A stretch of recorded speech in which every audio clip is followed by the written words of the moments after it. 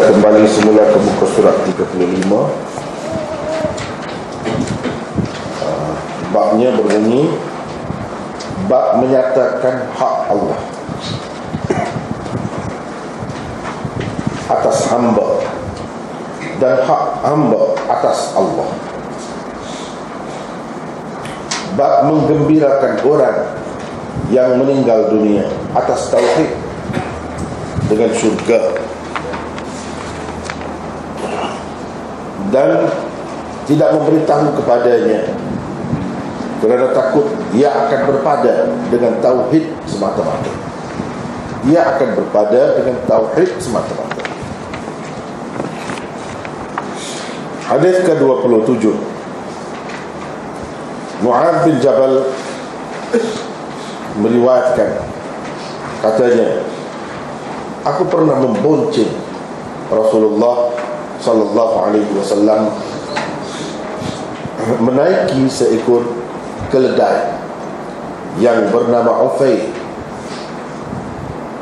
Baginda bertanya, wahai Mu'adz, tahukah engkau apakah hak Allah atas hamba dan hak hamba atas Allah? Kata Mu'adz, aku menjawab, Allah dan Rasulnya lah yang lebih mengetahui. Baginda sallallahu alaihi wasallam bersabda, hak Allah atas hamba itu ialah mereka mengabdikan diri kepada Allah tanpa menyekutukannya dengan sesuatu. Hak hamba atas Allah subhanahu wa ta'ala pula ialah dia tidak menyiksa, yakni di akhirat nanti orang yang tidak menyekutukannya dengan apa-apa.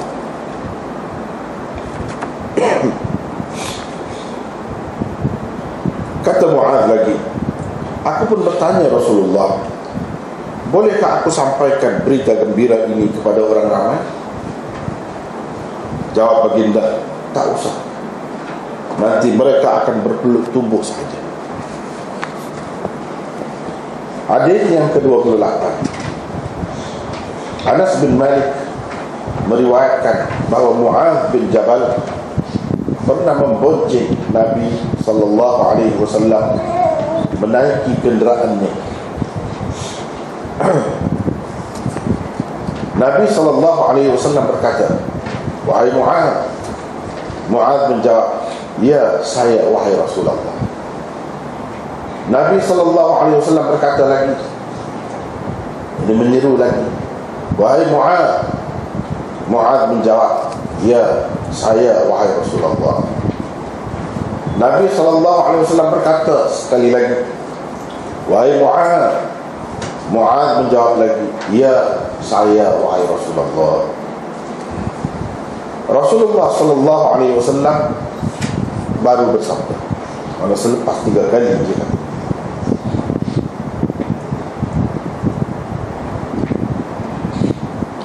tiada seorang pun hamba, yakni manusia atau jin, yang mengucapkan tiada Tuhan melainkan Allah dan Muhammad adalah hamba dan Rasulnya, melainkan Allah mengharamkan neraka kepadanya.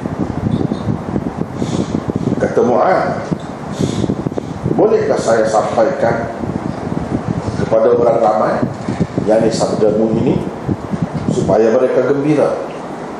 Nabi SAW bersabda, nanti mereka berpangku tangan saja. Tetapi Mu'adz menyampaikannya juga ketika beliau hampir meninggal dunia lantaran takut berdosa, yakni kerana tidak menyampaikan hadis itu. Bab yang kedua ialah bab menghukum secara zahir tentang Islamnya seseorang, bersangka baik tentang sempurna imannya dan betul Islamnya. Ini hadis yang ke-29. Anas meriwayatkan, katanya, Mahmud bin Ar-Rabi' meriwayatkan kepadaku tentang Itban bin Malik.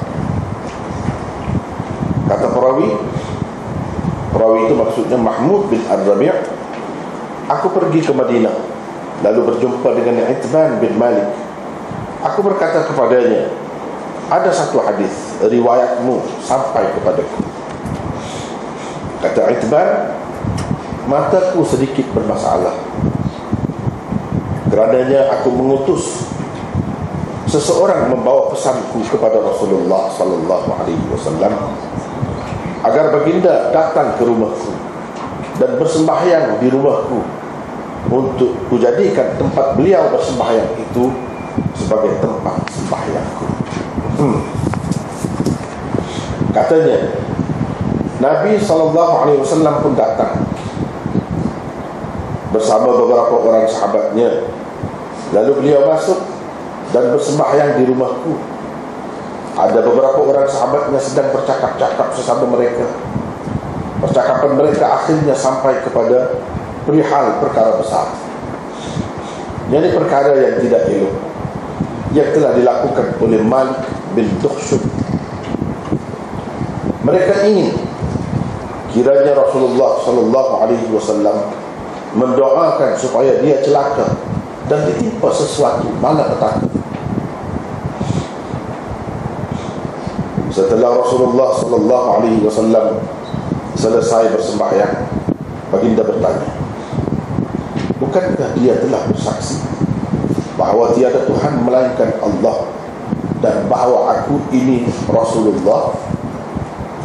Jawab mereka, dia mengucapkannya tidak dari hatinya. Nabi SAW pun bersabda, tiada seorang pun yang bersaksi bahawa tiada Tuhan melainkan Allah dan bahawa aku adalah Rasulullah yang akan masuk neraka atau ditimpa api neraka. Tak ada siapa macam itu. Kata Anas, hadis ini sangat mengagumkanku. Kerana itu ku suruh anakku menuliskannya, lalu dituliskan. Jadi itu kita baca tadi 2 bab, ada 3 hadis.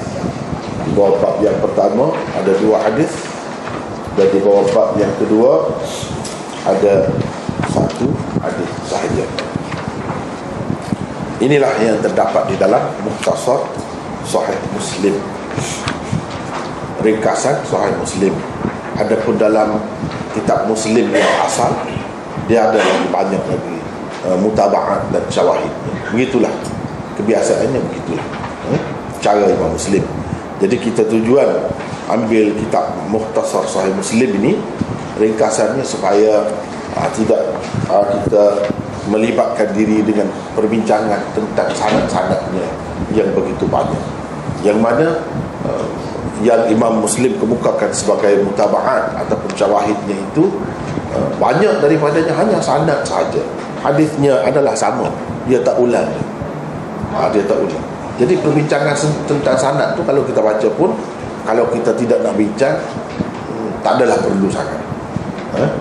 Sebabnya sudah sedia maklum bahawa hadis-hadis yang ada di dalam Sahih Muslim, sama seperti Sahih Bukhari juga, adalah hadis-hadis yang telah diberakui kesahihannya.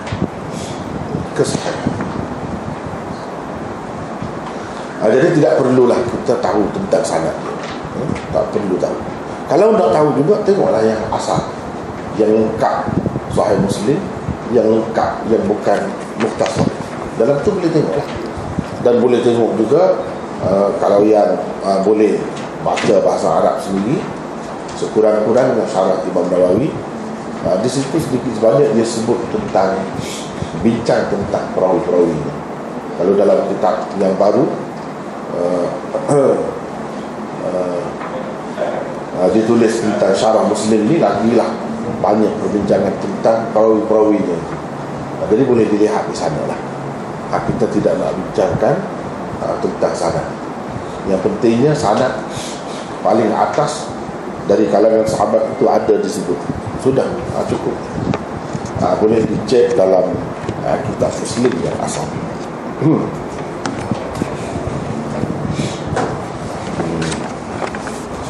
Tengok muka surat 36. Muka surat 36 ya. Di situ saya ada buat nota. Di hujung tajuk dia tu, nota 123,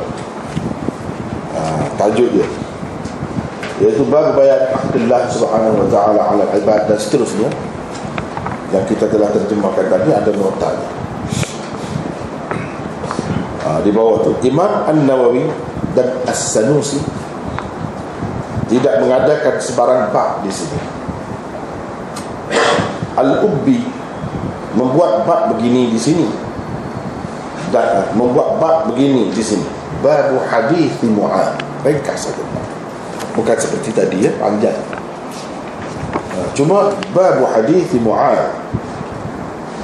Al-Qurtubi pula membuat bab begini. Babu haqqillah ta'ala 'ala al-ibad, bab hak Allah atas hamba-hambanya. Bab yang digunakan di atas adalah yang dibuat oleh Al-Ethiopi, orang Ethiopia, seorang alim ulama hadis besar, yang buat syarah Muslim, syarah Nasai dan lain-lain. Dia ada buat tajuk yang berbeza daripada yang dibuat oleh Imam Nawawi. Terlebih dahulu kita kena maklum bahawa kalau yang dalam bahasa Arab biasanya Sahih Muslim ini dicetak bersama-sama dengan syarah Imam Nawawi. Itulah yang paling popular, sehingga kadang-kadang orang tak tahu dah ada lagi syarah yang lain. Sebenarnya banyak yang kita sebut-sebut ini, semua ni syarah lah. Syarah.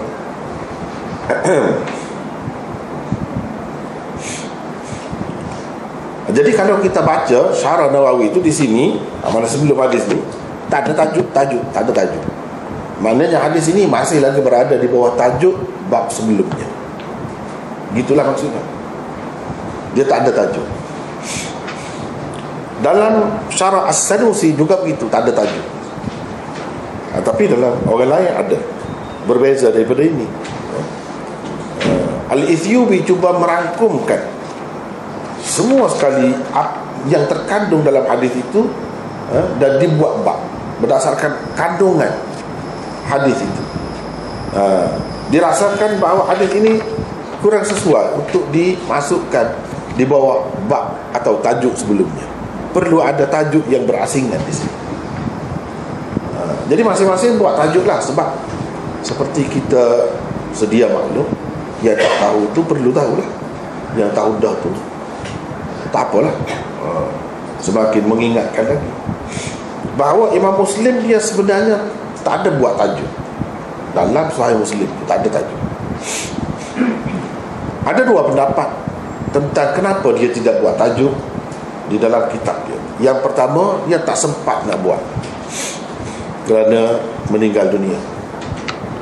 Yang kedua, memang sengaja dia tak buat tajuk.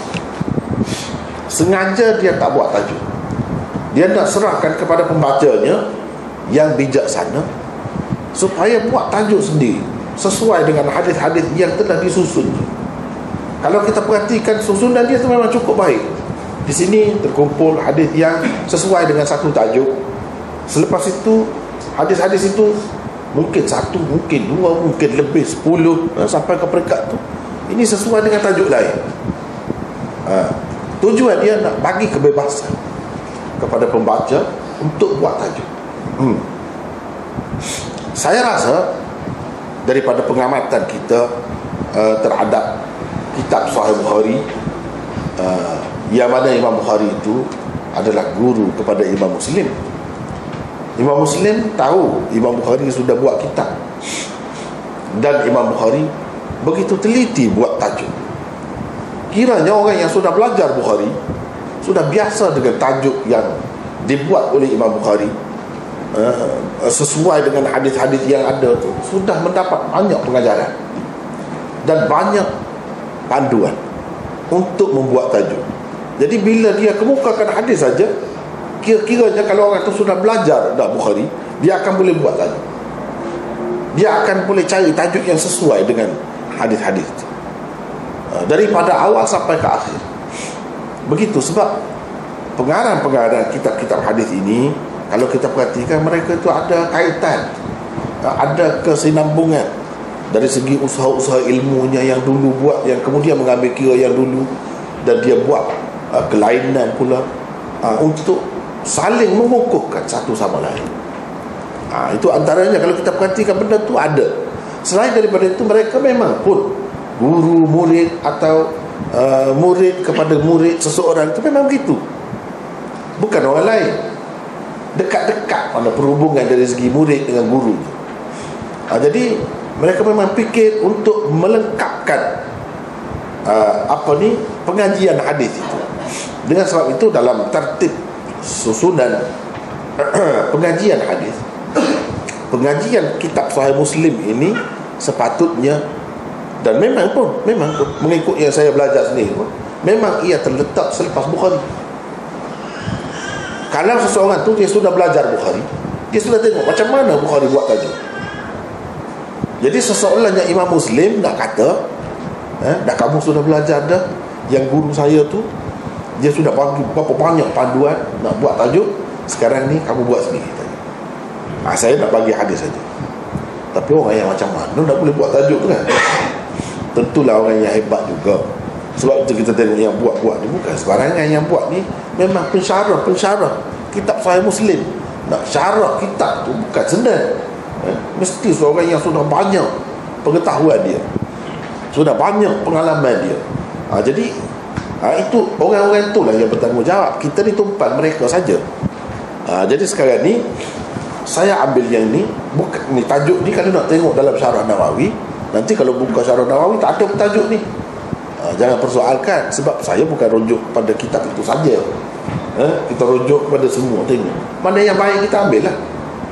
Jadi rasanya tajuk yang dibuat oleh Al-Ethiopi di sini sangat sesuai, sebab ia dapat merangkumi semua kandungan hadis yang berada di bawah tajuk ini. Dan hadis yang di bawah tajuk ini sebenarnya kalau nak diletakkan di bawah tajuk bab sebelumnya, nampak kurang sesuai. Ia sesuai dengan tajuk lain. Dengan sebab itu, sebab sepatutnya ada tajuk di sini. Itu sebab kita bincang tentang tajuk. Daripada tajuk tu sebenarnya kita boleh tahu dah apa yang terkandung dalam hadis akan datang. Misalnya kita tengok, kalau Al-Ubbi membuat bab begini di sini, bab hadis Mu'adz. Ini hadis Mu'adz yang akan datang, hadis Mu'adz juga. Tapi hadis Mu'adz begitu saja, dia kiranya maklum. Kalau kata hadis Mu'adz ini, kita akan ingat yang ini, itu tujuan dia. Seperti hadis Jibril,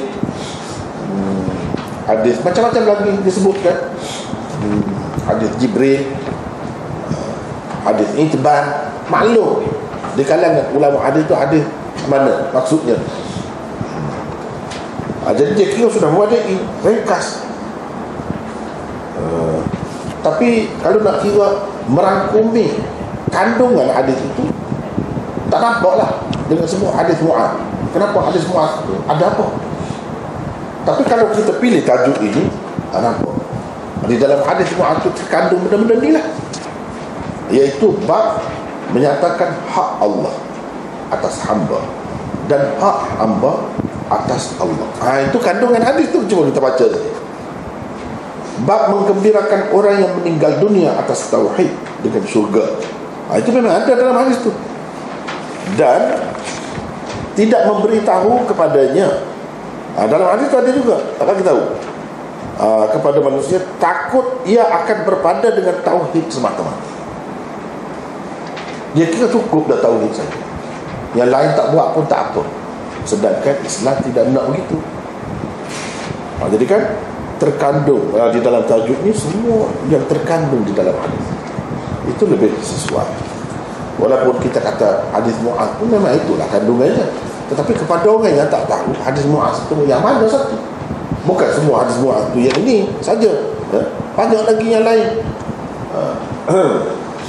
Bahkan kalau kita perhatikan dalam kitab-kitab hadis disebutkan Mu'adz ini ada meriwayatkan sebanyak 157 hadis. Jadi kalau kata hadis Mu'adz, yang mana daripada 157 tu? Tak jelas kan?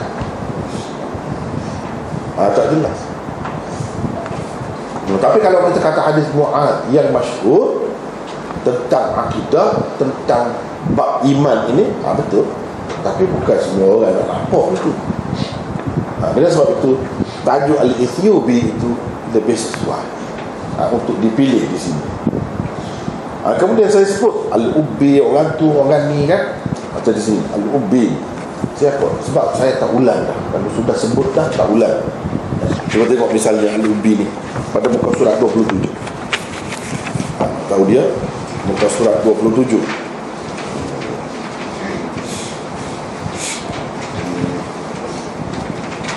Ada baris yang keempat ya. Menggunakan tajuk bab yang sama. Tajuk bab yang dibuat Al-Ubbi iaitu Al-Imam Abu Abdullah Muhammad bin Khalifah Al-Ubbi Al-Maliki, meninggal pada tahun 877 Hijrah. Sudah ada. Sanusi siapa? Sudah ada. Jadi kita tak perlu ulang. Kena tengoklah yang lepas-lepas, nota yang lepas-lepas. Dia ni pensyarah kepada Sahih Muslim juga.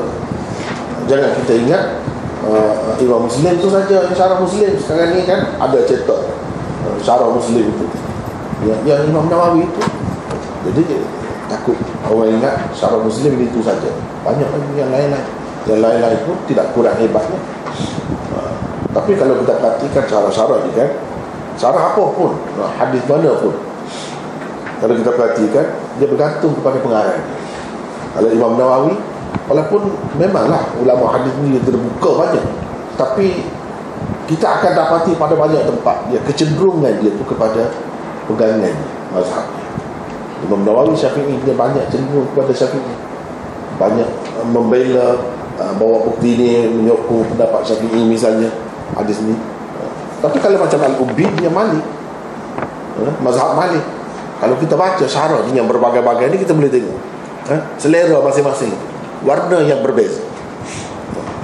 Mungkin kita tengok kalau yang Maliki tu macam Qadhi Iyad Al-Maliki, dia ada buat syarah juga. Ya, syarah Muslim itu semua Malik. Kebanyakannya yang buat ni syarah ni mazhab Malik, syarah Muslim ni. Sebab itu ramai ulama mengatakan Muslim itu sebenarnya bermazhab Malik, yang sebetulnya tidak, bukan itu. Kebetulan saja, kebetulan. Jadi kalau kita tengok dalam syarah-syarah golongan Malikiyah, maka kita akan nampak kecenderungan kepada mazhab mereka masing-masing. Begitulah. Jadi yang eloknya kalau yang mampulah baca semualah, tengok, baru kita tahu perbezaan tu, sudut pandangan. Dia ada sedikit banyak perbezaan itu, walaupun yang asas tu tentu tidak ada perbezaan, tetapi perkara-perkara yang kecil-kecil akan nampak perbezaan.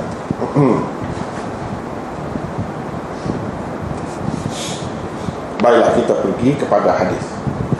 Mu'adz bin Jabal meriwayatkan, katanya, aku pernah membonceng Rasulullah sallallahu alaihi wasallam menaiki seekor keledai yang bernama Ufair.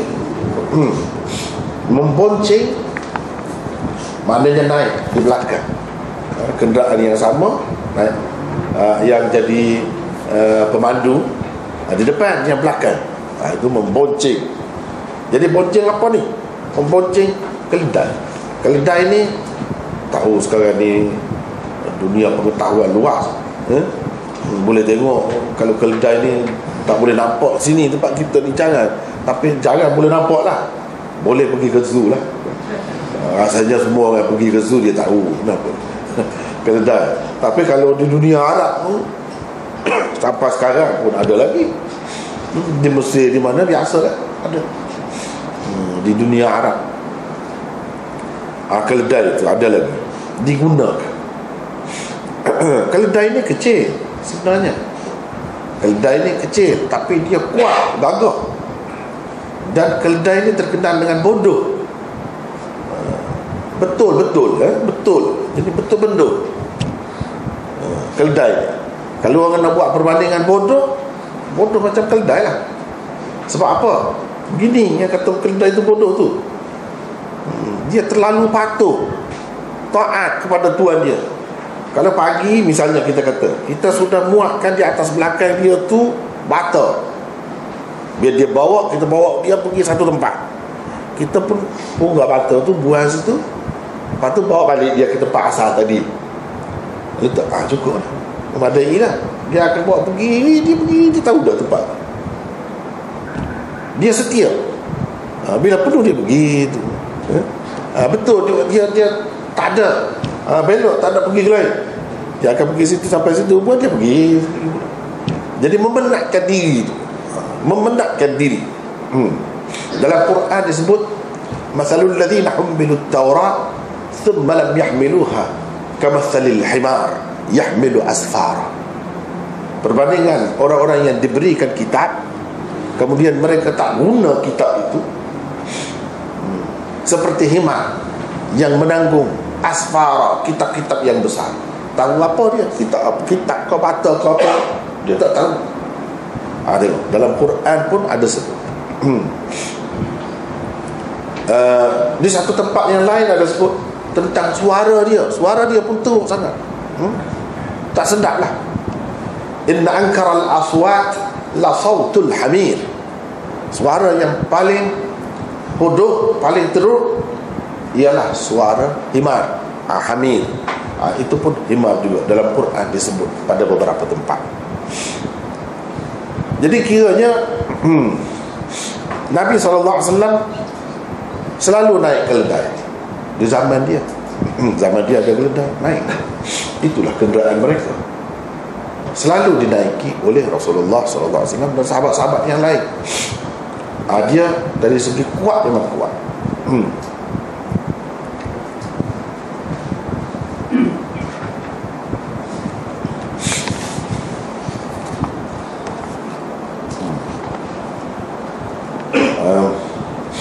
Keledai yang kecil naik dua orang.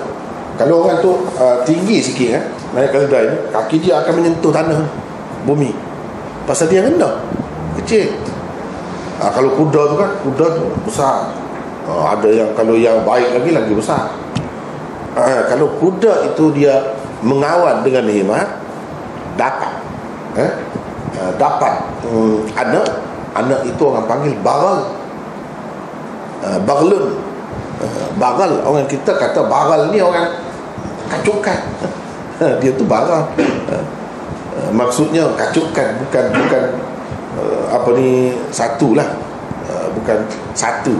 Misalnya kalau kita kata Melayu bukan Melayu saja, jadi campuran. Itu dimaksudnya bagal. Asalnya bahasa Arab, tapi kita guna dengan makna lain. Mungkin kata bagal itu kita tak nampak binatang, yang sebenarnya binatang kacukan. Salah satu daripada ibu atau ayah dia tu, bapa dia tu adalah himar. Yang bernama Ufail bagi dia bertanya, wahai Mu'ad, tahukah kau apakah hak Allah atas hamba dan hak hamba atas Allah?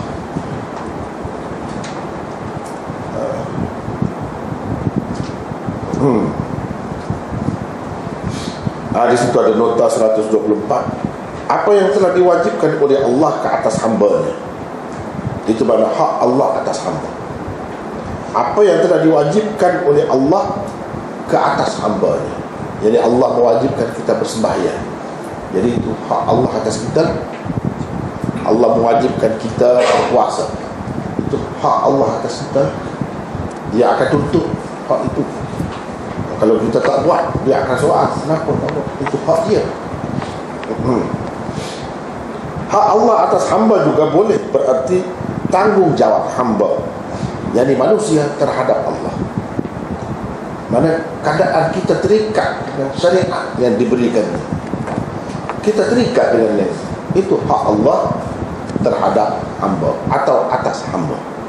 Segala-galanya lah, bukan semesti berupa ibadat itu saja, tidak.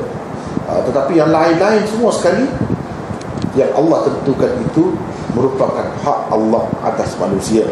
Kita perlu melaksanakannya. Perlu melaksanakannya. Kalau kita tak melaksanakannya, dikira kita bersalah, akan disoal. hak hamba atas Allah, maksudnya ialah apa yang hamba berhak mendapatnya daripada Allah kerana mentaatinya. Bila dia suruh kita sembahyang, kita pun buat. Apa yang kita sepatutnya dapat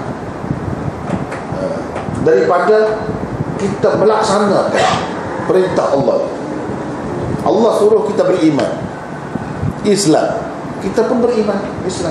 Apa yang sepatutnya kita dapat, yang Allah janjikan kita mesti akan mendapat. Itu maksud hak hamba atas Allah. Kiranya Allah jamin. Apa dijamin macam di sini? Kalau orang itu Islam, mengucap dua kalimah syahadah, yang dijaminnya masuk surga. Yang dijaminnya ialah masuk surga. Yang dijaminnya ialah dia tidak akan menyiksa orang itu. Tidak akan menyiksa orang itu.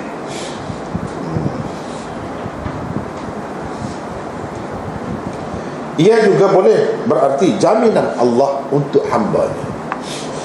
Apa-apalah yang kita buat, apa jaminan Allah? Itu hak hamba atas Allah. Bukan kata Allah ni mesti terpaksa. Tak ada terpaksa itu kepada Allah. Itu semua merupakan janji dia. Janji dia yang mesti akan ditepatinya. Sebab dia sudah kata, innallaha la yukhliful mi'ad. Allah SWT tidak mungkin janji. Atas dasar itu macam jaminan dia lah. Jaminan. Jadi apa-apa kalau dia kata buat begini dapat surga, buat begini dapat pahala sekian-sekian banyak, itu jaminan. Itu hak kita. Nanti tak payah kita minta dah. Allah SWT akan bagi dia sendiri. Bagi dia sendiri. Sebab itu yang dijaminnya.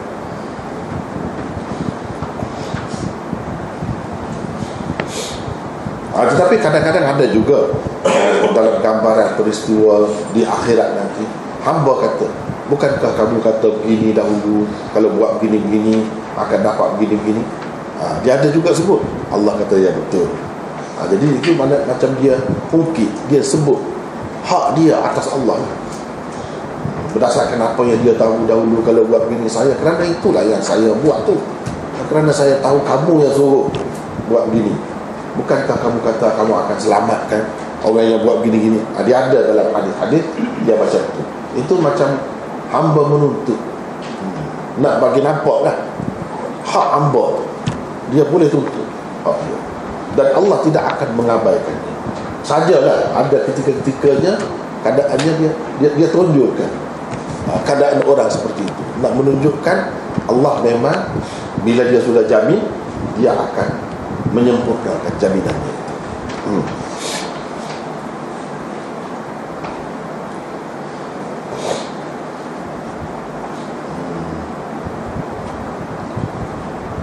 Baginda sallallahu alaihi wasallam bersabda.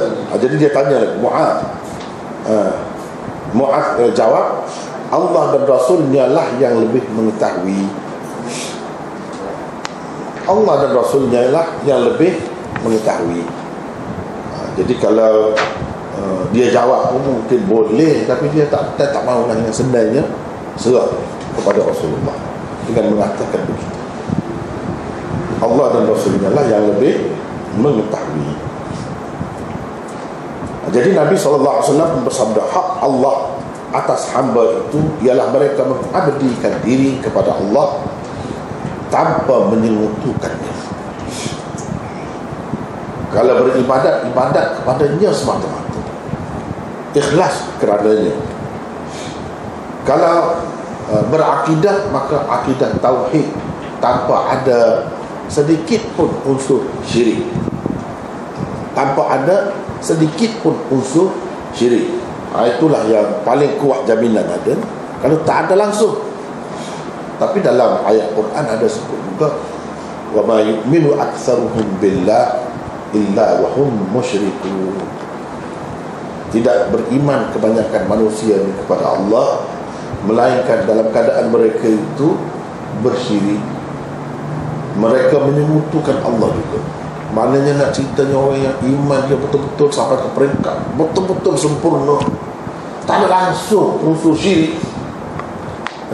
Syirik khafi yang tersembunyi pun tak ada. Itu susah juga macam. Kebanyakan manusia ni dia ada lagi.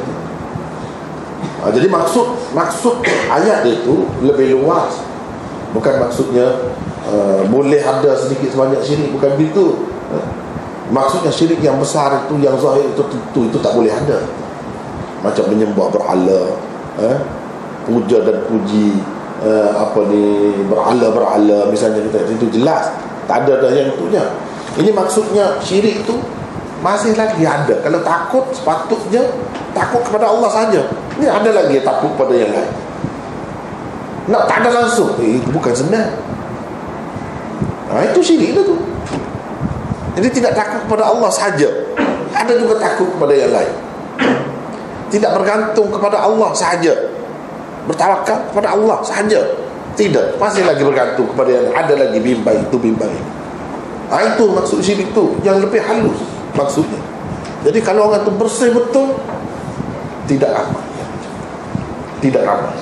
Yang ramainya dalam keadaan adalah benda-benda macam itu, sehingga dia takut dipecat kerja misalnya, ditakut tak naik pangkat, ditakut gajinya tak naik misalnya kalau dia buat itu ya tu.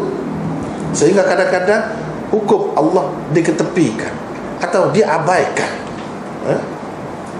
tidak diteruskan. Ini ya adalah tu unsur itu. Itulah maksud unsur syirik. Itulah maksud unsur syirik. Kadang-kadang bergantung sangat kepada ubat misalnya. Bergantung sangat, bergantung sangat kepada apa-apa lah. Kalau tak jadi marah sangat, luar biasa marahnya. Dia tak fikir dia ada Allah di sebalik itu. Dia tak fikir dah. Misalnya kalau tak jadi, pergilah naik kenderaan apa-apa, naik kapal terbang, kerana apa-apa sebab terganggu, tak dapat pergi, tentu marah kepada isterinya, marah kepada orang itu. Dia tak fikir mungkin ada sesuatu di sebalik itu. Jadi terlalu mengaitkan dengan manusia, tak fikir langsung Allah. Itu tak kena. Itu ada unsur syirik lah. Ada unsur syirik lah. Kalau orang betul-betul tauhid, tidak begitu. Dia fikir mungkin ada hikmahnya di sebalik itu. Mungkin dengan sebab dia seorang saja naik tu, kapal terbang tu jatuh, boleh kan? Berlaku kemana? Kerana dia. Boleh jadi orang lain selamat. Dia kena fikir begitu. Jangan fikir selapis. Kalau bergantung kepada ubat pun begitu juga. Tak boleh. Kena bergantung kepada Allah. Itu yang sebenar. Nak dapat betul-betul tulen itu payah. Memang sukar. Tapi kita kena berusaha ke arah tu lah. Kena usaha, kena ada usaha.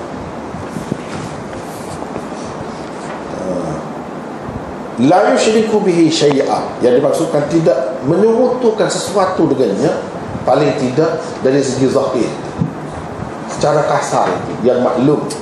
Sebagai kalau buat begitu orang syirik, bukan ahli tauhid. Jangan ada unsur itu. Jangan ada unsur itu. Macam sekarang ni yang berlaku kan, sedih juga kita tengok di mana-mana. Kalau nak berdoa pergi dekat kubur, apa pasal? Apa pasal? Kalau doa di masjid, doa di rumah, di mana-mana tak boleh. Kenapa dekat kubur? Dia berasa kubur, kalau pergi doa dekat kubur lebih hampir kepada Allah SWT, lebih mudah untuk diterima. Jadi ada peranan juga untuk wali ke atau siapa ke yang ada dalam kubur tu dalam mempercepatkan doanya dimakbulkan oleh Allah SWT atau sebagainya. Dia ada fikir macam tu. Syirik ke? Ada unsur syirik ke? Kalau terus pergi minta dengan yang dalam kubur tu biar dia bagi, itu syirik yang jelas. Itu syirik yang jelas. Tak boleh lah macam tu. Syirik yang jelas itu tak boleh. Itu jaminan. Syirik yang jelas tu kalau tak ada, sudah ada jaminan. Tapi kalau syirik yang halus-halus pun tak ada, lagilah dijamin. Lagilah dijamin untuk tidak diseksa oleh Allah SWT.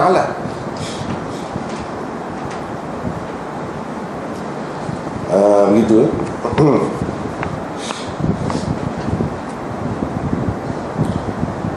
Jadi menyembah Allah ni tidak semata-mata menyembah dalam bentuk ibadat yang khusus itu. Seperti kita kata bersembahyang, di mana kita rukuk dan sujud. Bukan begitu. Sebab itu maksud yang saya sebutkan di sini, mengabdikan diri kepada Allah. Mengabdikan diri ini tidak semesti ketika melakukan ibadat khusus itu. Seluruh kehidupan kita ikatkan dengan dia, dengan peraturan yang ditetapkannya. Itu maksud mengabdikan diri kepadanya. Kita betul-betul jadi abdi kepadanya, jadi hamba abdi. Menjadi hamba abdi ini bukan dalam satu perkara, semua sekali. Wa ma khalaqtul jinna wal insa illa liya'budun. Tidak kujadikan jin dan manusia melainkan supaya mereka beribadat kepadaku. Kalau kita terjemah begitu, dan orang faham ibadat itu macam sembahyang, macam puasa itu saja, maka apakah Allah SWT suruh kita bersembahyang setiap waktu? Tidak 5 waktu saja, bukan sepanjang 24 jam tu kita kena sembahyang. Mana ada macam tu. Kalau dia suruh berpuasa sekian hari, kau suruh berpuasa? Tidak. Yang wajib bulan Ramadan sahaja. Jadi liya'budun lebih sesuai kita kata, melainkan supaya mereka mengabdikan diri kepadaku. Mengabdikan diri luas kan? Luas.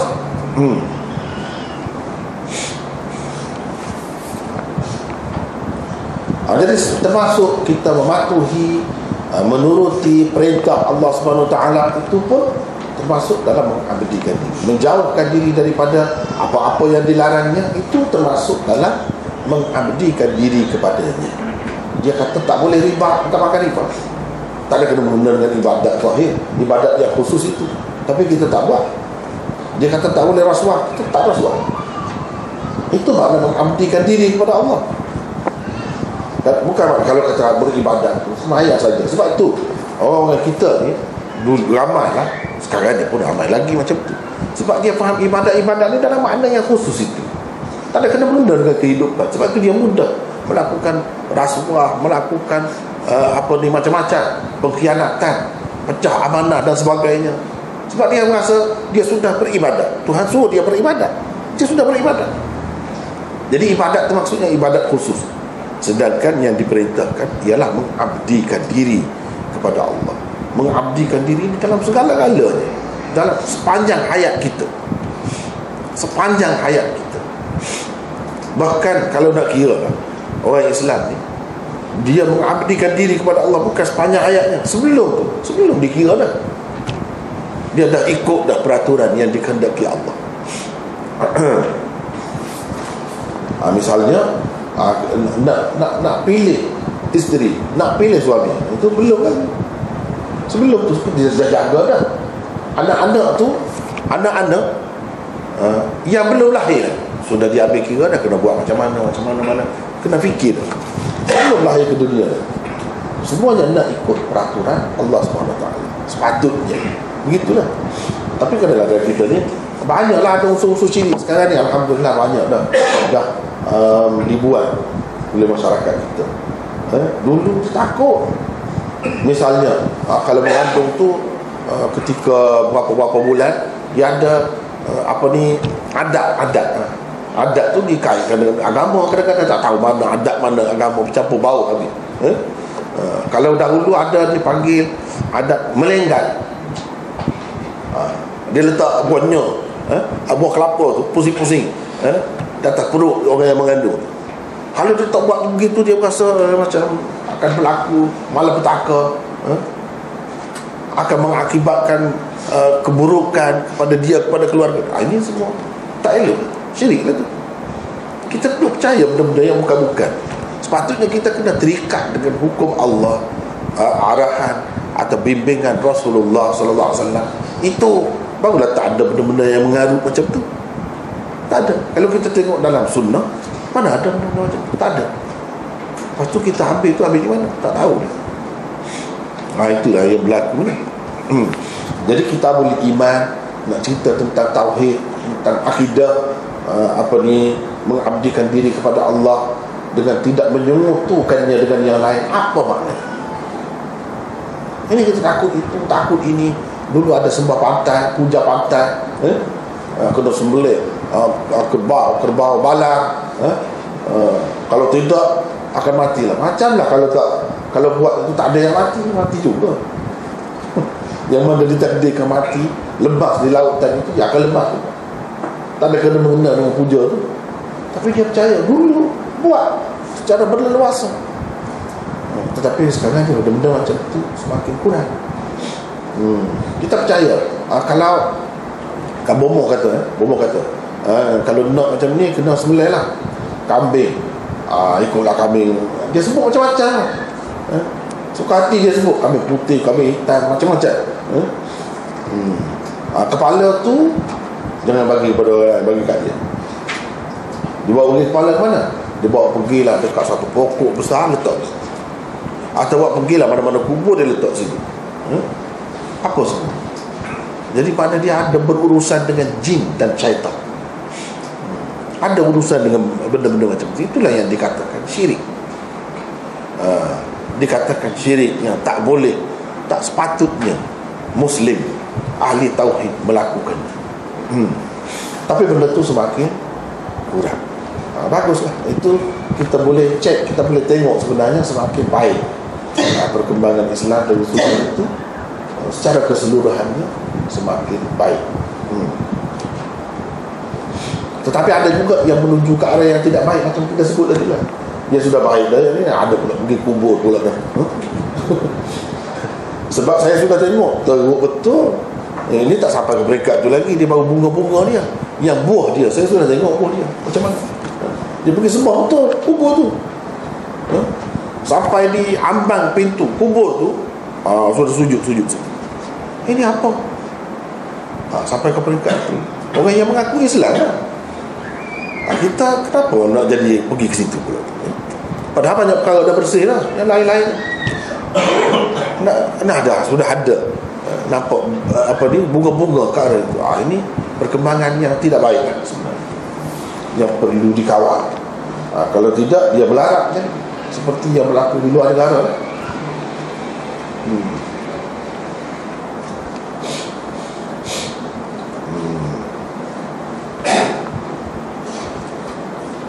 Jadi kalau betul-betul Islam, betul-betul tauhid, Allah SWT jamin untuk tidak menyeksa. Jadi jangan risaulah kalau ada neraka pun, apa kita nak risau? Sebab kita sudah dijamin oleh Allah SWT, kita tak akan masuk di situ. Seperti ada jail, ada hukuman itu, hukuman ini. Kita tak takut apa kalau kita tak ada buat salah? Biarlah ada. Memang itu perlu pun untuk orang lain lah. Untuk kita, apa perlu kita takut? Macam itulah juga ada neraka. Tak ada kena-mena dengan kita, ada neraka. Sebab kita tak akan masuk neraka. Itu dijamin oleh Rasulullah. Disebut dijamin oleh Allah. Ini hak hamba atas Allah. Kalau hamba tu buat begitu, dijamin dia tidak akan diseksa. Jadi kalau ada tempat seksaan yang dahsyat macam neraka tu pun tak perlu risau. Orang Islam tak perlu risau.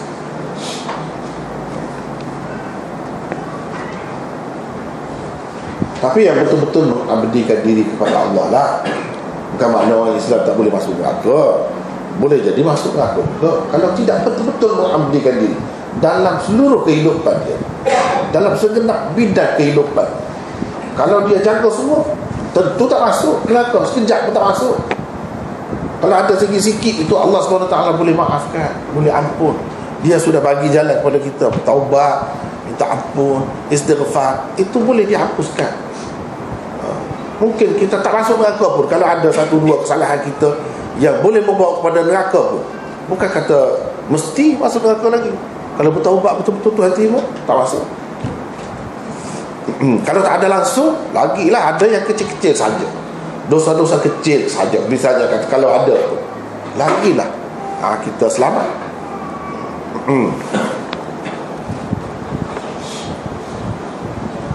Kata Mu'adz, aku pun bertanya Rasulullah, bolehkah aku sampaikan berita gembira ini kepada orang ramai? Jadi sukanya kalau kita ni kelebihan Islam ni saja ni, boleh terjamin dah.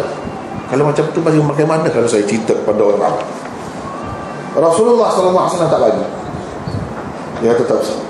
Nanti mereka akan berpeluk tubuh sahaja. Mereka tak akan buat kerja. Ini sebab sebut orang yang macam tu saja. Orang yang mengabdikan diri kepada Allah dan tidak menyekutukan apa-apa dengan Allah. Haqqul ibad 'ala Allah alla yu'adzib man la yusyriku bihi syai'an. Jadi itu saja. Kalau tidak syirik, selamat. Tak sebut dah yang lain. Nanti kalau orang bergantung dengan itu saja, susah juga. Tak sampai juga maksud Islamnya.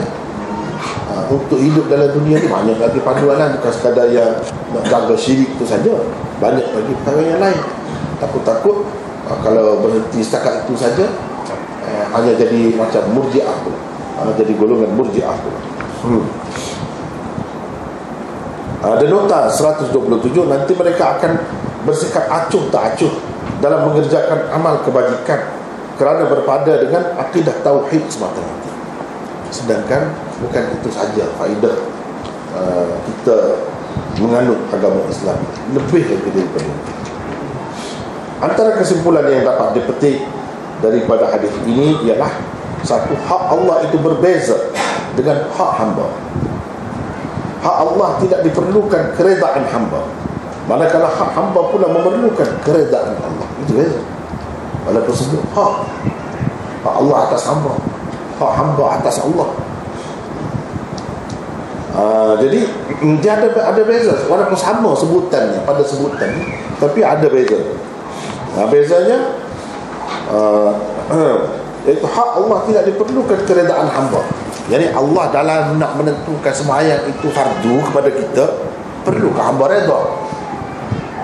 Suka suka tak suka pun kena. Begitu, tak perlu kepada keredaan hamba. Dia nak menentukan sesuatu ketetapan, sesuatu hukum tu tak perlu kepada keredaan hamba, tak terikat dengan keredaan hamba. Tetapi dia sudah kata, la yukallifullahu nafsan illa wus'aha. Allah tidak membebankan manusia ni melainkan sekadar kemampuan. Kalau dia suruh buat macam tu sembahyang 5 waktu tu, kira mampu lah. Itulah yang wajib, kira mampu. Tak ada orang boleh kata tak mampu saya nak buat. Tak ada.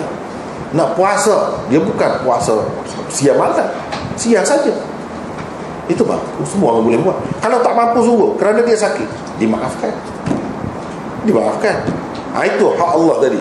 Macam tu sifatnya. Tidak kata bila hak Allah ni macam mana pun kita kena buat. Kita sakit berguling-guling pun kita kena buat juga. Tak ada macam tu. Tak ada. Tetapi dalam menentukannya tidak perlu kepada keredaan, jadi kesukaan hamba. Tak ada. Dia tak ambil kira itu. Tak ambil kira. Kalau nak kira hamba suka tak suka bangun subuh, sejuk-sejuk, tengah sedap duk tidur, nak bangun sembahyang. Kalau negeri sejuk tu, kita tu boleh tahan lagi tempat kita ni. Mungkin semakin kita rasa sedap sebab kena air apa. Tapi bayangkan kalau di negeri sejuk, tak ada air panas, sejuk betul, sampai ke tulang hitam, sejuk. Tapi kita tengok berapa ramai orang Islam yang dengan taat pergi ambil air sembahyang selagi boleh, selagi tidak memudaratkan, mereka tetap guna air sejuk pun, air yang sangat sejuk, yang mana kalau kita buka kan paip tu, dia bunyi segitu saja dulu, berapa lama, lepas tu baru keluar air beku, baru keluar air, lepas tu baru keluar air tu sejuk sangat. Tapi orang yang patuh, kalau tak suka pun dia ikut, sebab itu hak Allah. Dia tidak syarat kesukaan hamba. Tapi kalau sampai mudarat, dia ada hukum lain pula. Kita boleh bertayamum, kita boleh apa, itu lain. Kalau mudarat, dia bagi jalan, tidak kata sampai tak mampu apa kena juga. Kalau kita tengok ibadat dalam agama lain, kata sebenarnya saya pernah tengok masa-masa di India dahulu, dia salah satu cara nak minta ampun, keluar daripada rumah tu dia mesti kena sampai ke dipanggil mandin, sampai ke rumah ibadat dia lah. Rumah ibadat dia tu pula, kalau bertangga-tangga, naik tangga jauh tu, susah bayangkan. Dia kena berdiri, kemudian rebahkan diri dia, dia ulur tangan dulu. Jadi tangan dia sampai di mana, dia bangun pula. Dia kena duduk situ, cepat ujung tangan dia tadi, diri di situ, rebahkan diri dia pula. Begitulah dia buat sampai ke sana. Bayangkan, susah. Kita tak ada apa, tak ada syarat apa, tak ada perlu bawa apa-apa. Di mana-mana pun boleh. Untuk nak sembahyang tak perlu bawa buah kelapa lah, buah apple lah, tak perlu. Bunga lah, tak ada semua. Jadi mudah. Dalam Islam tu mudah. Walaupun kata tidak memerlukan keredaan hamba, betul, tapi masih dalam kemampuan hamba.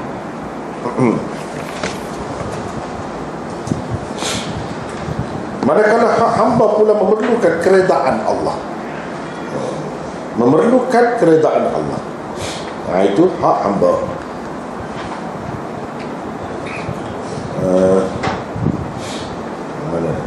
Yang kedua, menyembunyikan hadis adalah satu perbuatan berdosa. Menyembunyikan hadis adalah satu perbuatan berdosa. Jadi tak boleh sembunyikan hadis. Sebab dalam cerita ni, ini tak ada dalam hadis ni. Dalam hadis yang satu lagi ada. Di akhir hayat ni dia cerita. Dia cerita. Sekiranya pendedahan sesuatu berita itu boleh menimbulkan salah faham yang membahayakan atau suasana panik, menimbulkan suasana panik di kalangan orang-orang awam, adalah lebih baik ia tidak didedahkan lagi buat sementara waktu. Macam di sini, benda ni penting, benda ni sangat istimewa, semua orang suka, tapi Nabi SAW tak bagi cerita.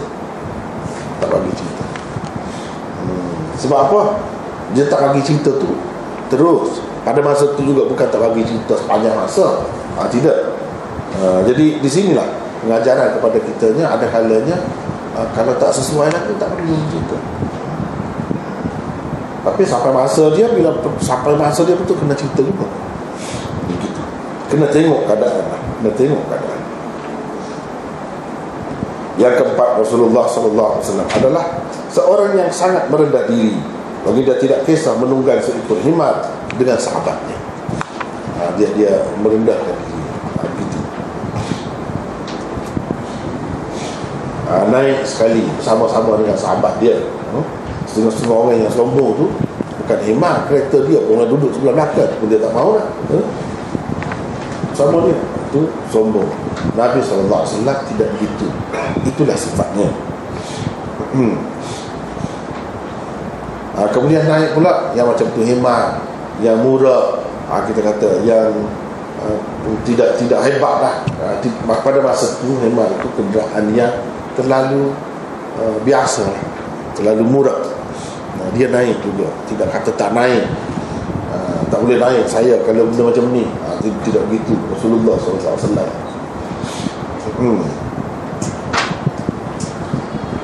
Yang kelima, tidak menjadi masalah untuk dua orang menunggang seekor binatang selagi ianya tidak menyakiti binatang itu. Tidak jadi masalah. Sebab himar walaupun dia kecil, tapi dia gagah, kuat. Jadi tak apa, tidak kata menyeksa binatang. Dengan cara menaiki himar, dua orang naik di atas belakang dia. Dan binatang kita boleh jadikan sebagai kenderaan. Tidak kata ini menyeksa binatang, tak termasuk gitu. Jadi bila kita sudah tak perlu macam sekarang ni, tak perlulah. Tapi kalau perlu sekarang ni pun boleh lagi. Tidak kata sekarang ni tak boleh naik dah himar. Tidak. Sekarang ni pun boleh. Cumanya orang tak guna. Sudah ada pilihan lain. Sudah ada pilihan lain. Begitu juga kalau sekarang ni, kalau naik kenderaan, naik motor kita kata, memang disediakan boleh naik dua orang.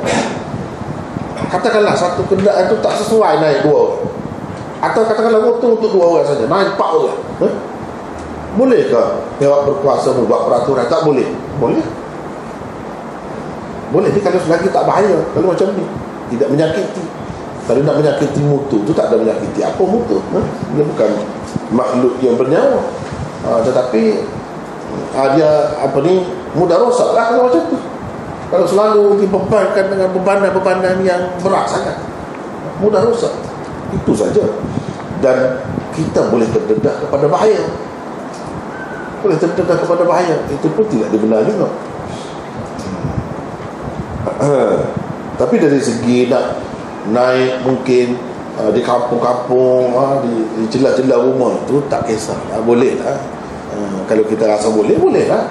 Tapi tempat umum yang boleh membahayakan, kalau jatuh di atas jalan raya saja pun sudah boleh luka, boleh patah dah di situ.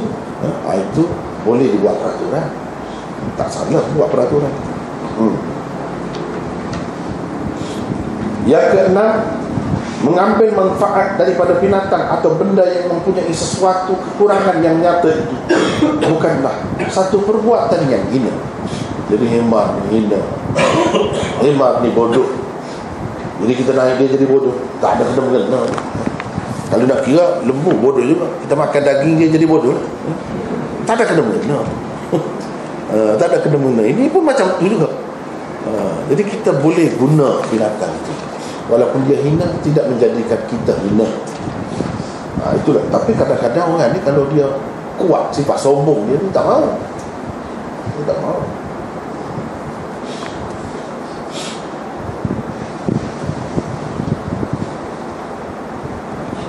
Yang ketujuh, keharusan memberi nama kepada binatang. Kita boleh bagi nama. Macam tadi, himar yang diberi nama, yang dipanggil Ufay, boleh bagi nama. Cuma bagi nama tu janganlah bagi nama nama yang elok-elok, jadi macam menghina pula. Misalnya kucing dia buat nama Muhammad, itu tak sesuai. Dia boleh pukul Muhammad. Jadi itu perbuatan orang bukan Islam. Orang yang kasih kepada Rasulullah SAW, dia tak akan buat begitu. Kalau misalnya kita kata kucing disebut manis, boleh lah.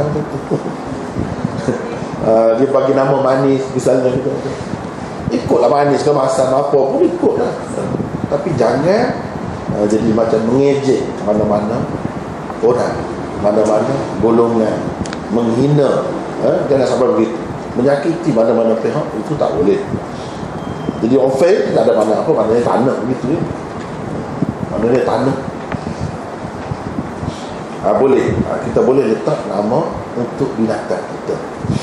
Ini nama ini, tak apa, tidak salah. Bahkan di zaman Rasulullah SAW pun sudah ada.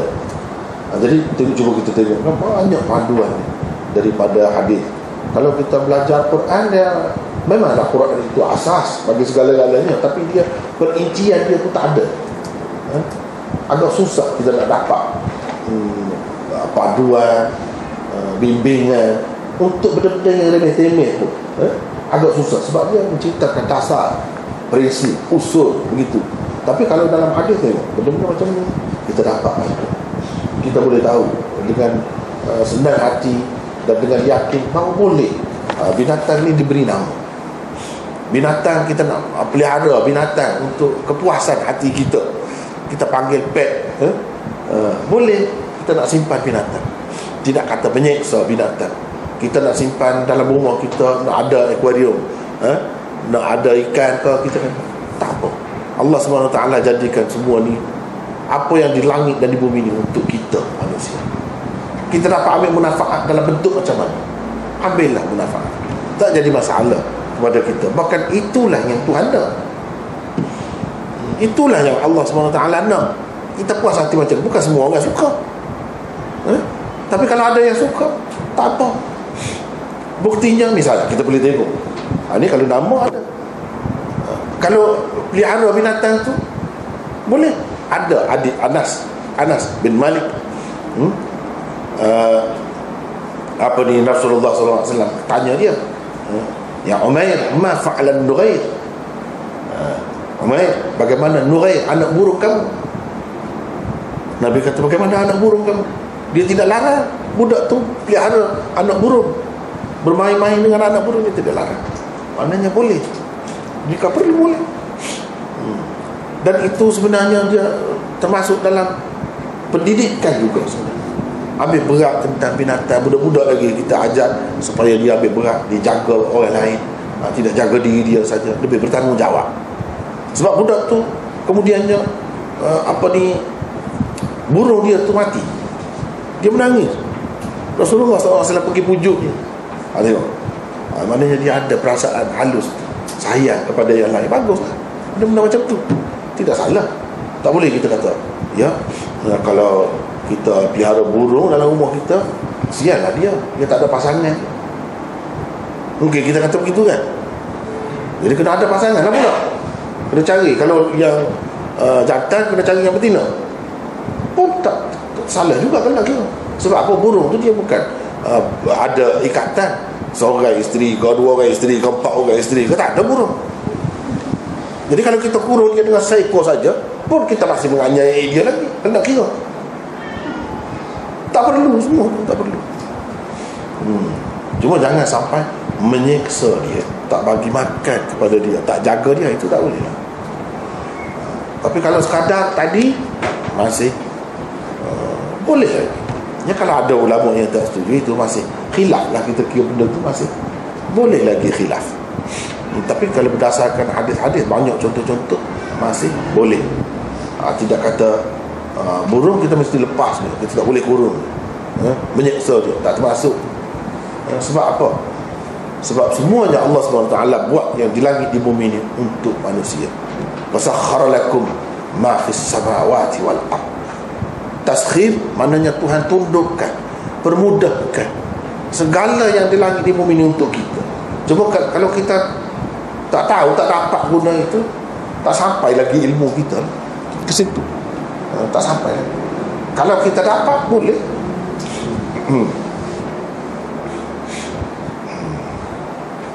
Sekarang ni orang yang pergi ke bulan tu, dia ambil batu bulan boleh buat ubat. Yalah, kalau boleh pergi ke sana. Kalau tak boleh pergi, tak dapatlah manfaat daripada itu. Dan setelah boleh pergi, boleh ambil lah. Yang di atas lagi, jauh lagi daripada bulan pun boleh. Sebab Allah SWT kata yang di langit-langit semua dia buat untuk kita. Jadi boleh. Cuma kena jagalah. Kena jaga.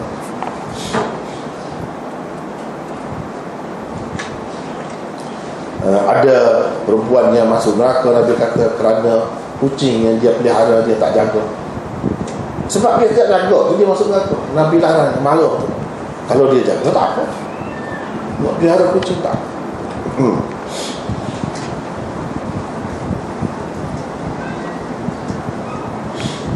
Yang ke-8 ucapan Allah dan Rasulnya lah yang lebih mengetahui adalah lebih sopan daripada mengucapkan aku tidak tahu kepada Rasulullah sallallahu alaihi wasallam. Itulah adab yang Rasulullah sallallahu alaihi wasallam ajar dan tertanam di dalam jiwa sahabat-sahabat. Kalau kita perhatikan di sini, pandai dia jawab tu, tidak kasar. Dan dia jawab menampakkan keyakinan dia, kepercayaan dia bahawa Allah dan Rasul memang lebih mengetahui. Jadi serah kepada Allah dan Rasul. Yang ke-9, tidak ada gunanya menyembah Allah sekiranya ia disertakan dengan kesyirikan. Sebab syirik-syirik ini tidak bermakna tidak menyembah Allah. Kalau menyembah Allah pun, di samping menyembah yang lain, syirik juga. Itulah syiriknya. Kalau tidak syirik. Mana Allah tu dikongsikan dengan yang lain, dikongsikan dengan yang lain. Yang ke-10, manusia akan cenderung untuk kurang berusaha atau langsung tidak berusaha lagi sekiranya mereka berasa sudah berada dalam zon selamat. Jadi sebab itu Nabi tak bagi cerita. Kalau bercerita boleh jadi dia buat, kita akan buat apa? Sedangkan orang Islam ni dikehendaki buat kerja, amal. Amal itu sangat-sangat dituntut, barulah ada nampak hasil dia tu sebagai seorang Islam. Kalau tidak, tak nampak. Kalau tidak, tak nampak. Dan kalau dia merasa sudah selamat, itu sifat semula jadi manusia. Tapi kenapa Nabi SAW cerita? Bukan dia tak cerita langsung, dia cerita juga kepada Mu'adz. Dia tahu Mu'adz ni tidak gitu. Kenapa dia larang pula Mu'adz cerita? Kalau umum sangat, dia akan ada yang macam tadi, yang dia berasa dia berada dalam zon selamat, dia pun tak akan buat sebarang kan? Itulah. Seterusnya ini riwayat daripada Mu'adz lagi. Tapi hadis Anas meriwayatkan bahawa Mu'adz bin Jabal pernah membonceng Nabi SAW menaiki kenderaannya. Nabi SAW berkata, wahai Mu'adz. Mu'adz bin Jabal, ya saya wahai Rasulullah. Dalam bahasa Arabnya, labbaika Rasulullah wa sa'daik. Itu terjemahan kepadanya. Kita kata sebab orang Melayu tak guna begitu. Tak guna. 2 kali saya sahut seruan, 2 kali bertuah. Tak ada macam tu. Orang tak akan faham. Bahasa kita tak guna. Ini nak ceritanya dia menyahut sangat-sangat seruan Nabi SAW. Jadi bukan 2 kali. Kalau kita sebut zahir, labbaik itu mana 2 kali. 2 kali itu berkali-kali lah. Kalau Rasulullah SAW panggil dia, seru dia akan sahut, dia akan pergi, dia bersedia sentiasa. Itu maksudnya. Dalam bahasa kita kata, ya saya wahai Rasulullah.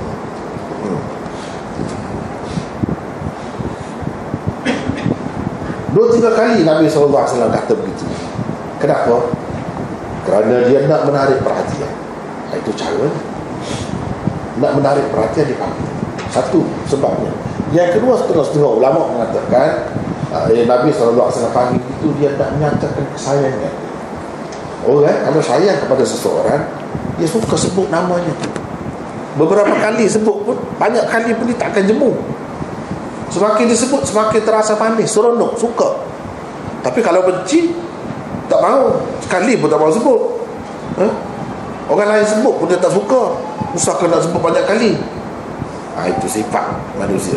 Jadi di sini kita dapat simpulkan bahawa Nabi ni sayang kepada Mu'adz, sayang kepada sahabatnya.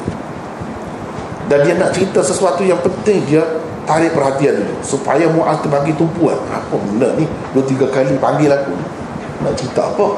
Mesti ada sesuatu yang menarik, mesti ada sesuatu yang besar. Begitulah kita kalau nak bagi tahu apa-apa kan, yang penting kena bagi penekanan supaya dia tumpukan perhatian dia.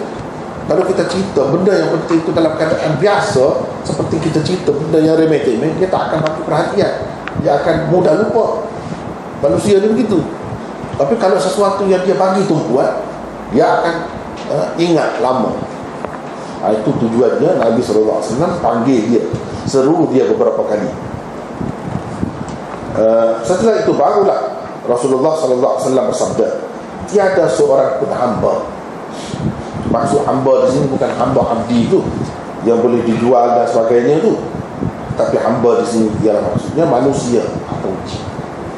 Sebab yang terikat dengan syariat Muhammad bukan manusia saja, jin juga. Jin juga. Yang mengucapkan tiada Tuhan melainkan Allah, yang ini bersyahadah. Dan Muhammad adalah hamba dan rasulnya, melainkan Allah mengharamkan neraka kepadanya. Jadi Allah haramkan neraka kepadanya. Kalau orang yang ada 2 kalimah syahadah. Jadi 2 kalimah syahadah ini kalau kita perhatikan dulu sebelum ada ni pun sudah ada, dan termasuk yang ini ada 2 lafaz yang umum. Asyhadu an la ilaha illallah wa asyhadu anna Muhammadan abduhu wa rasuluh.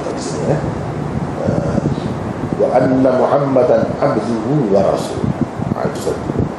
Ada juga satu lagi, wa asyhadu anna Muhammadan rasulullah. Itu pun boleh juga. Dua-duanya boleh.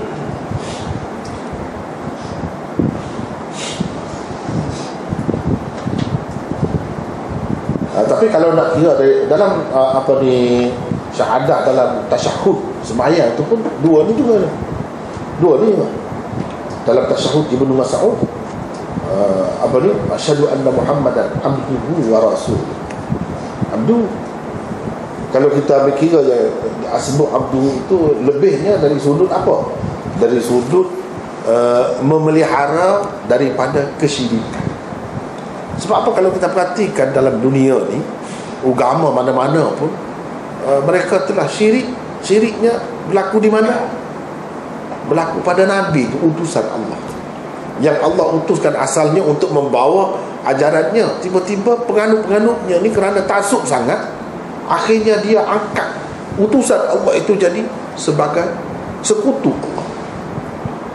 Jadi abduhu mengingatkan kita bahawa utusan Allah itu bukan Allah, bukan yang sejenis dengan Allah, tetapi hambanya. Ingat itu. Dia sampai bila tak boleh jadi Tuhan? Tak ada siapa pun, Isa ke Musa ke Uzair ke siapa ke, tak ada, tak boleh. Itu mengingatkan kepada dia tu siapa, sampai bila-bila pun tak boleh jadi Tuhan, tetapi dia adalah hamba Allah. Tapi kalau semata-mata utusan, betul lah, memanglah utusan, tetapi utusan itulah yang dijadikan sebagai Tuhannya kemudiannya.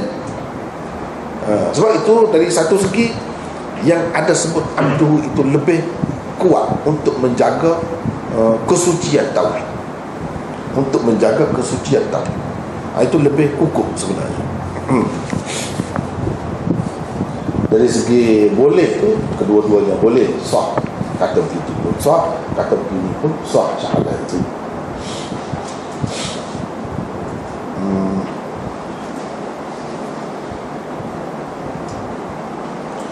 Jadi mengharamkan neraka kepadanya. Apa maksud mengharamkan neraka ni? Ada nota 129. Apa maksud mengharamkan neraka kepadanya? Beberapa jawapan telah diberikan oleh para ulama. Antaranya ialah, satu, orang yang mengucap dua kalimah syahadah mungkin masuk neraka kerana amalan buruk yang telah dilakukannya, tetapi ia tidak akan kekal di dalamnya. Jadi haram yang dimaksudkan di sini ialah haram kekal di dalam neraka, seperti mana kekalnya orang-orang yang tidak mengucap dua kalimah syahadah. Itu maksudnya. Mengharamkan neraka kepadanya, neraka yang kekal itu haram, tak boleh berlaku. Dia macam-macam mana pun dia akan keluar juga akhirnya dan masuk syurga, dia tak akan kekal dalam neraka. Maksud mengharamkan ini di sini, mengharamkan kekal. Yang kedua, haram neraka ke atasnya kalau Allah mengampunkannya. Tetapi kalau Allah tidak mengampunkannya, maka tidak haram neraka itu kepadanya. Ini kalau orang Islam yang ada melakukan kesalahan lah, dosa lah, kalau Allah ampun, maka tak ada sebab lagi dia nak masuk neraka. Haram lah nak masuk neraka ni kalau ada dosa. Dan kalau Tuhan sudah ampun, tak adalah dosa tu, jadi haramlah neraka kepada dia. Macam mana dalam keadaan tak ada dosa masuk neraka juga? Tak boleh berlaku begitu. Sebab yang menentukan, yang memasukkan ke dalam neraka tu Allah juga. Dia tak akan memasukkan ke dalam neraka kalau orang tu tak ada dosa. Kalau orang tu ada dosa pun, dia sudah ampunkan, mana tak ada jugalah. Boleh berlaku. Jadi itu kelebihan orang Islam ni. Kalau dia bertaubat, kalau Allah terima, yang sepatutnya, asalnya kesalahan dia tu boleh bawa kepada neraka, boleh tak masuk neraka. Ini kelebihan mengucap dua kalimah syahadah. Dia kena ada itu dulu. Kalau tak ada itu, taubat pun tak jadi. Macam orang kafir, dia ada juga yang selit kan, yang tak mahu buat lagi perbuatan yang kita kata sebagai perbuatan dosa, dia tak mahu buat. Ada juga, tapi tak jadi. Dia kena ada syarat ini, tiket ini dulu. Kalau bila ada tiket ini baru jadi. Kalau tak ada tiket ini, tak jadi. Taubat pun Allah tak akan ampun dosa dia tu. Sebab syarat nak ampun ialah Islam. Sebab itu kita tak boleh beristighfar untuk orang kafir, tak ada guna, bukan tempatnya. Sebab kalau kita istighfar pun Tuhan tak akan ampun juga. Kita minta Tuhan ampunkan dia, bukan orangnya yang boleh diampun. Sebab itu dia syarat kena Islam. Barulah kita rasa ini kelebihan Islam. Sebab apa yang suruh masuk Islam sangat, dakwah sangat orang kafir supaya masuk Islam?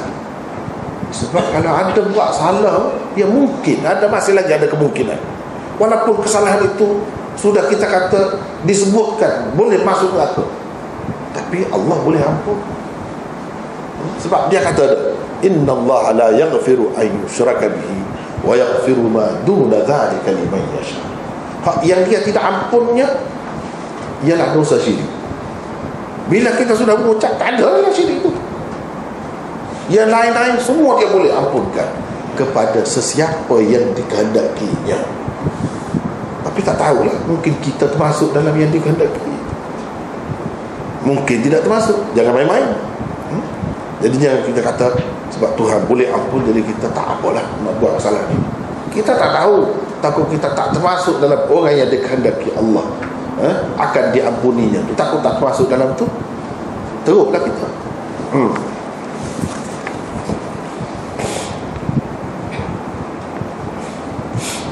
Yang ketiga, haram neraka kepadanya berarti haram neraka yang disediakan khusus untuk orang-orang kafir dengan tujuan menghina dan menyiksa mereka semata-mata. Adapun neraka untuk tujuan menyucikan dosa-dosanya, maka tidak haram kepadanya. Jadi tu neraka ni dia ada banyak peringkat, banyak bahagian. Ada neraka yang khusus dengan orang kafir. Orang Islam kata masuk neraka, masuk juga. Bukan tak masuk, tapi di bahagian lain. Masuknya untuk membersihkan dosa. Selagi ada dosa itu, dia tidak layak masuk syurga. Tapi tiket untuk masuk syurga tu dia sudah ada, iaitu mengucap 2 kalimah syahadah, dia sudah ada. Cuma kelayakan yang lain itu tak sesuai, sebab syurga itu tempat yang terlalu suci, sedangkan orang yang berdosa ni dia kotor. Jadi dia kena bersih dulu. Macam tukang emas nak bersihkan emas tu daripada macam-macam campuran itu, yang tidak bersih tu dia semburkan api. Macam tu. Jadi semburkan api itu nak menyerlahkan, nak mengeluarkan yang tulen dan nak buang yang kotor-kotor tu. Itu maksudnya. Bukan sebagai menghina. Adapun orang kafir, dia menyeksa orang kafir untuk menghina mereka. Seksa macam mana, kena api macam mana pun dia tak akan jadi boleh lah. Dia tidak akan jadi bersinar macam emas itu. Adapun kalau orang Islam ni, dia macam emas lah, kena api juga, tapi api itu untuk menyerlahkan ketulinan dia, asal dia tu, yang bersih, yang sangat berharga itu. Untuk nampak itu, barulah layak untuk berada di leher manusia, untuk ada di lengan manusia, untuk ada di jari manusia. Kalau emas, kalau manusia, barulah layak untuk masuk syurga. Untuk makan dan tidak ada rasa sakit perut, tidak nak buang air, tidak ada yang kotor seperti dalam dunia ni, nak buang angin, kentut dan sebagainya, tak ada. Tak perlu fikir nak kencing, nak apa, tak ada. Baru layak dengan yang itu. Kalau tidak, hanya layak untuk dunia. Sementara dalam dunia ni memang boleh makan, tapi makan pun ada yang itu. Sebab dunia ni bercampur, air kotor pun ada, bersih pun ada. Syurga bersih saja, dia tak ada yang kotor, yang tak senang, yang serabut, yang susah, tak ada. Dunia ada, suka pun ada. Neraka tak ada suka, tak ada senang, semua susah. Itu dia 2-3 keadaan kita ni, nak menghadapi 2-3 keadaan. Jadi agama dan Rasul-Rasul diutuskan untuk menceritakan kepada kita keadaan itulah, untuk kita nampak cara mana yang sepatutnya kita pilih untuk membawa kita kepada syurga, tempat asal datuk kita Nabi Adam. Bila dia langgar perintah Allah, tidak layak dah untuk duduk dalam syurga. Allah larang dia makan pokok, walaupun tersalah, walaupun dia tergoda, tak kira, tidak layak dah. Dia kena mari ke lain, mari ke dalam dunia, tapi kita kelebihannya akan dibawa ke sana kalau bersih. Jadi agama mengajarkan kita cara-cara membersihkan diri untuk melayakkan diri masuk syurga, tempat asal kita.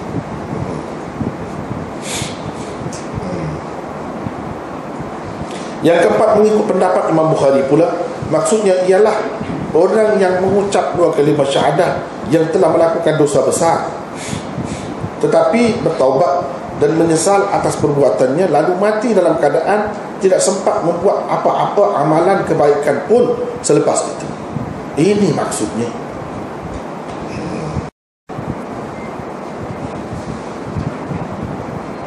Jadi orang tu kalau dia kafir, dia mengucap,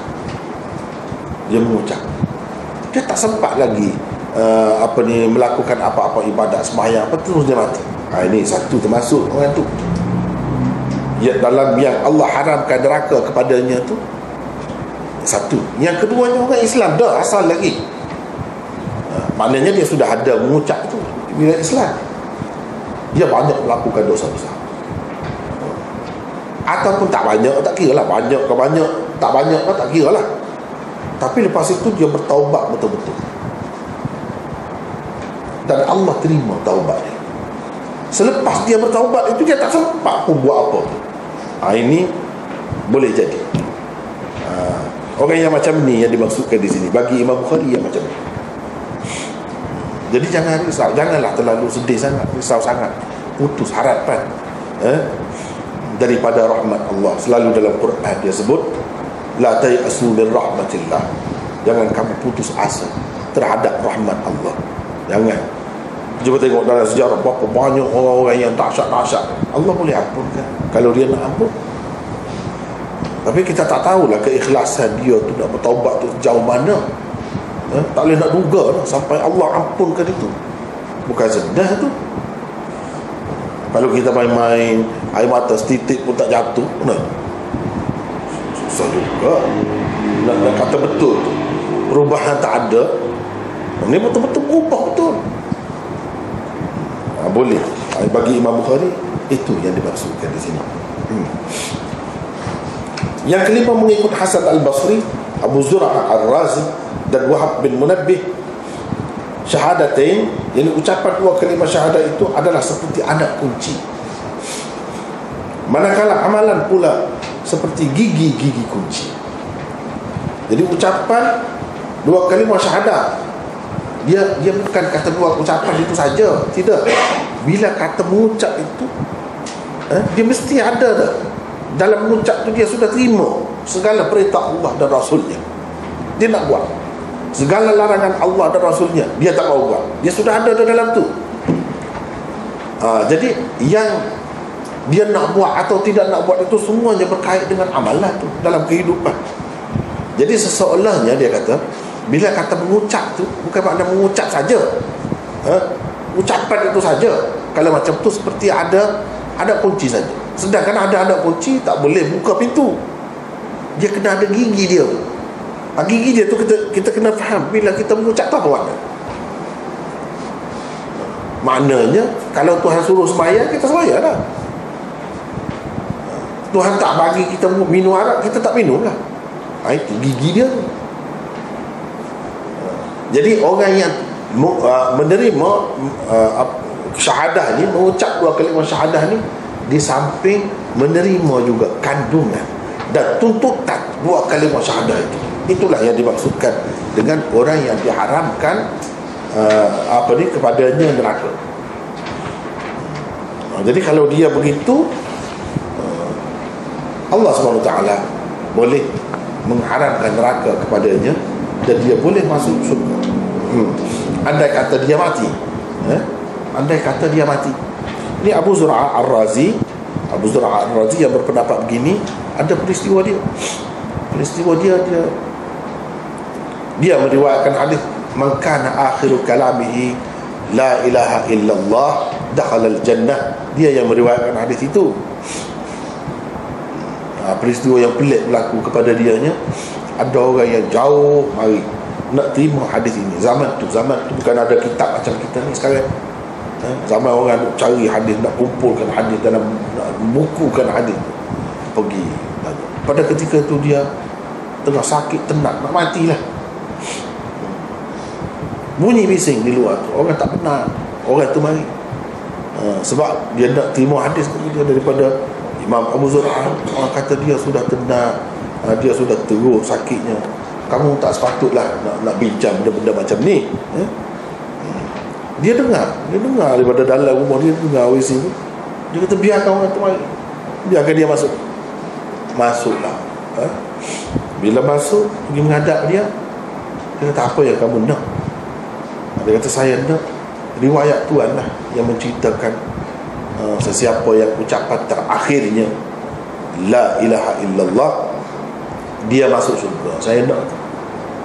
Imam Abu Zur'ah pun sebutlah sanad macam kita belajar ni, sebut sanad ni sampai kepada Rasulullah, daripada dia sampai kepada Rasulullah sallallahu alaihi wasallam bersabda, man kana akhiru kalamihi la ilaha illallah.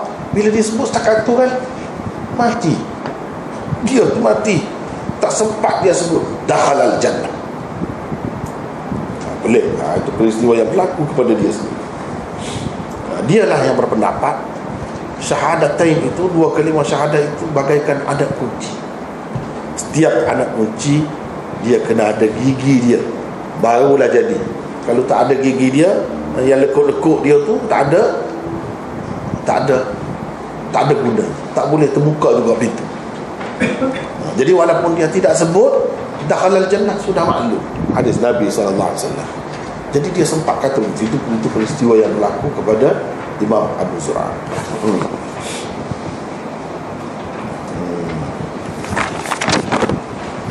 Nampaknya yang kita baca satu lagi itu tak sempat dah ya.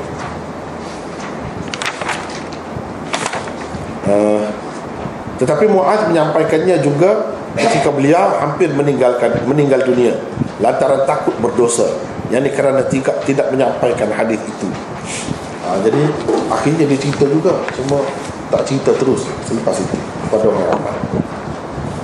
Jadi ada nota di bawah tu, orang-orang jahil mungkin akan memakai hadis ini secara zahirnya sahaja dengan melakukan amalan-amalan yang wajib dan fardu semata-mata, tetapi mengabaikan segala amalan sunat.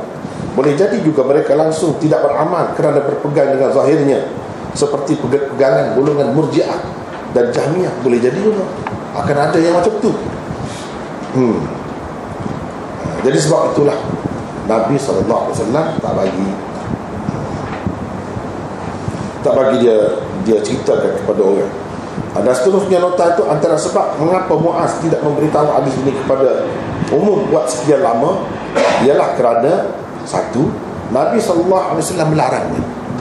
Nabi larang, jangan atau tak usah. Yang kedua, Mu'adz bagaimanapun memberitahu juga hadis ini di saat-saat akhir hayatnya, padahal Nabi larang. Kenapa dia cerita juga? Kerana beliau sedar ada firman Allah ini, wala taktumuna, jangan kamu sembunyikannya. Janganlah kamu menyembunyikan ajaran Allah. Dan hadis Nabi SAW yang bermaksud, barang siapa yang menyembunyikan ilmu, ia akan dikekang dengan kekang daripada api neraka. Man katamal ilma uljima bilijamin minan nar. Itu hadisnya. Siapa yang menyembunyikan ilmu, maksudnya ilmunya inilah ajaran Islam, ajaran Nabi, akan dikekang dengan kekang daripada api neraka. Juga hadis Nabi yang bermaksud, sampaikanlah daripadaku walaupun hanya satu ayat. Balighu anni walau ayat. Yang ketiga, hadis ini tidak berkaitan dengan sah atau tidaknya amalan seseorang, tetapi ia hanya sebagai tabsyir, berita gembira atau penenang sahaja. Sebab itu tak mengapa kalau tak sampaikan. Kalau tak sampaikan pun tak mengapa. Bukan ada kena-mengena kalau tak cerita ni, orang buat amalan 45 tahun ni tak sah dengan sebab dia tak cerita. Bukan ada kena-mengena dengan itu. Bukan ada kena-mengena dengan hak sesiapa, terabad, tak ada. Ini hanya sebagai berita gembira sahaja. Dan benda-benda ni sebenarnya kalau dalam dalil-dalil yang lain sudah ada dah. Sudah ada dah. Cuma melalui dia saja yang tidak sampai. Secara umumnya sudah ada dah ajarannya. Sebab itu dikira tidak salah Mu'adz tidak menyampaikannya untuk sekian lama. Walau bagaimanapun dia sampaikan juga akhirnya.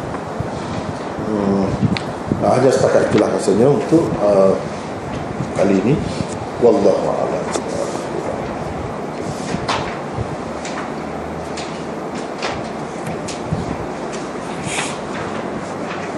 Ya.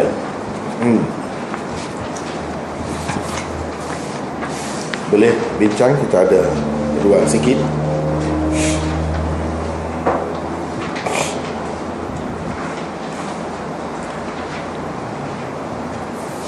Adakah di mana-mana ada kemusykilan atau tak puas hati?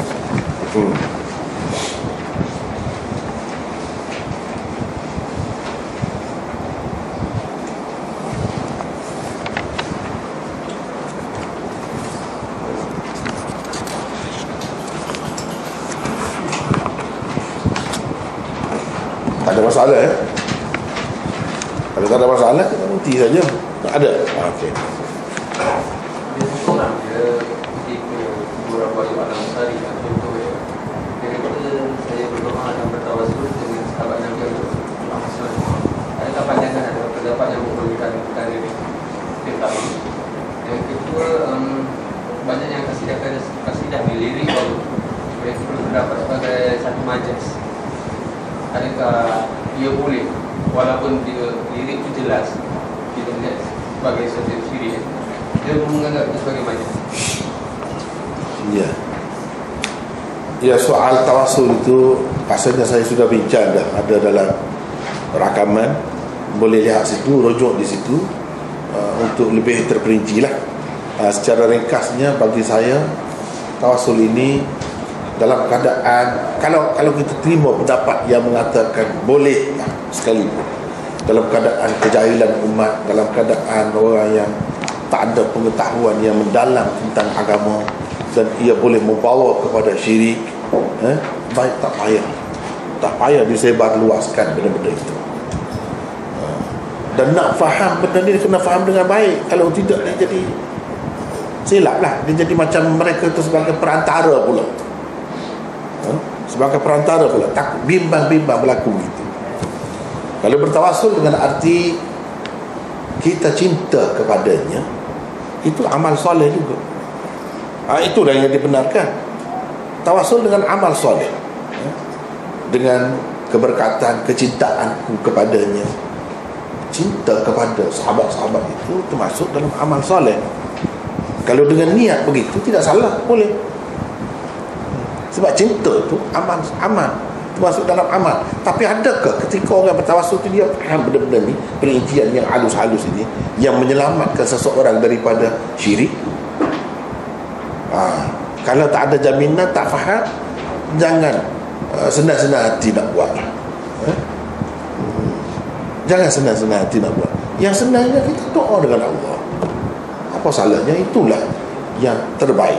Itulah yang terbaik tanpa ada benda-benda macam tadi. Iaitu satu.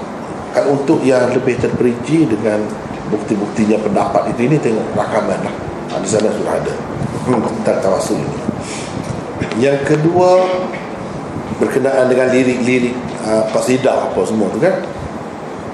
Yalah, setengah-setengah orang dia nak membenarkannya, dia sebut majas tu. Kita nak tanya tang mana yang digunakan majas itu, tempat mana.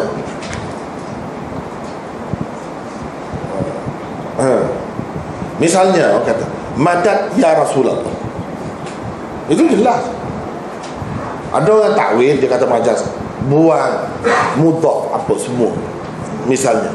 Jadi orang apa ini faham ke majas ni, majas apa, majazul hadfi, buang mudhaf apa. Mudhaf tu pun dia tak tahu apa. Sebab katanya madad ya Rabba Rasulillah, tolong wahai Tuhan Rasulillah.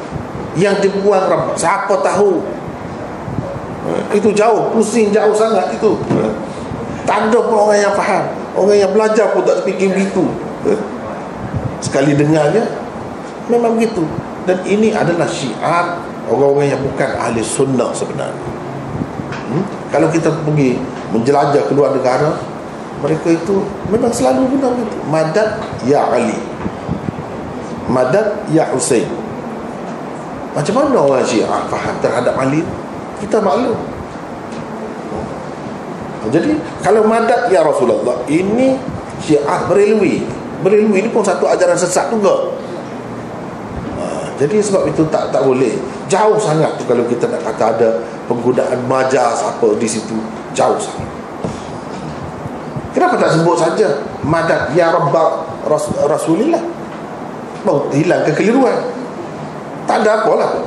Dengan tidak menyebut gitu dalam keadaan orang yang jahil tak tahu apa pun tentang bahasa Arab ni, yang asas pun tak tahu, usahakan nak tahu tentang hadaf, mudhaf apa semua itu, jauh. Tak perlu dibawa sesuatu yang mengelirukan dalam masyarakat. Jadi sebagaimana Rasulullah dan sahabat-sahabatnya sangat menjaga kan, kalau ada unsur-unsur syirik dia tak mau, takut-takut berlaku syirik tu. Sebab benda ni benda besar. Islam ni asas dia tauhid awalnya syirik. Sebab itulah yang Sayyidina Umar kan, dia bimbangkan bila anak dia tu pergi tak pasti kan, Rasulullah SAW tu dalam bai'ah Ridwan dia berbai'ah, turun ayat laqad radiyallahu 'anil mu'minin idh yubay'unaka tahta asy-syajarah. Maknanya satu tempat yang bertuah sangat, Tuhan sebut pokok itu. Jadi Ibnu Umar dalam perjalanan dia akan cari, oleh kerana tak pasti pokok mana, pokok ni banyak serupa, lebih kurang mana, dia pergi bersembahyang di situ. Sebab Rasulullah ada pernah bersembahyang. Dia cari dia sembahyang kata. Sayyidina Umar suruh orang tempat semua pokok-pokok. Kenapa? Dia takut syirik. Dia takut, walaupun Ibnu Umar tak akan syirik, dia cukup faham sahabat itu, tapi orang kemudian. Dan sebab dalam agama lain ada unsur itu.